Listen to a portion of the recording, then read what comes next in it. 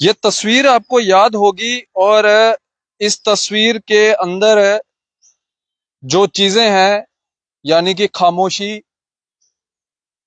आप जानते ही हैं कि कश्मीर के पहलगाम इलाके के अंदर जो एक बड़ा टेरर अटैक हुआ, उसके बाद जो तस्वीरें वहां की निकल के सामने आई, बड़ी ही क्रूरता वाली और दुख दर्द वाली जो है वो तस्वीरें जो है वो नजर आई।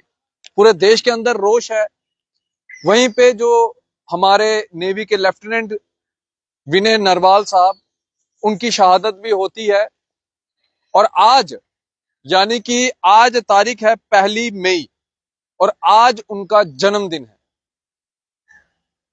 वो देश के लिए शहीद हो चुके हैं, लेकिन उनके परिवार वालों ने ये फैसला लिया कि जो विनय नरवाल साहब का जो बर्थडे है, जो शहीद विनय नरवाल साहब का जन्मदिन है, उसके अंदर एक मेडिकल कैंप लगाया जाएगा। उस कैंप के अंदर जो है ब्लड डोनेशन कैंप जो है वो लगाया जाएगा, यानी कि रक्तदान जो है वो किया जाएगा। कुछ तस्वीरें भी आई हैं, बड़ी इमोशनल इमेजेस हैं, बड़े इमोशनल विजुअल्स हैं, वो भी मैं आप तक साझे करूंगा। लेकिन ये जो पहलगाम का टेरर अटैक हुआ, इसके अंदर 26 लोगों की कुर्बानियां जो है वो हुई हैं।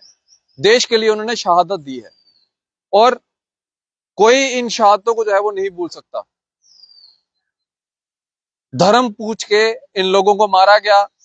बचाने के लिए एक कश्मीरी, लोकल कश्मीरी जो आता है उन लोगों को बचाने के लिए, उसको भी मारा जाता है।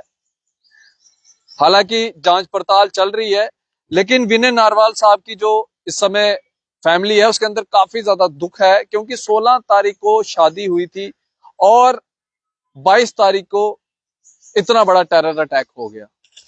ये तस्वीरें वहां की निकल के सामने आई हैं। ये आप देखेंगे उनकी जो धर्म पत्नी है हिमांशी, वो किस तरह से रो रही है और उनका ये आंसू साफ तौर के ऊपर दर्शाता है कि आज भी दर्द जो है वो भरा है और देश कभी भी ये भूल नहीं सकता। उन्होंने क्या कहा वो भी सुनेंगे। And he's at peace. That's the only thing that I want. There is one more thing that I want. I do not want any hatred towards anybody.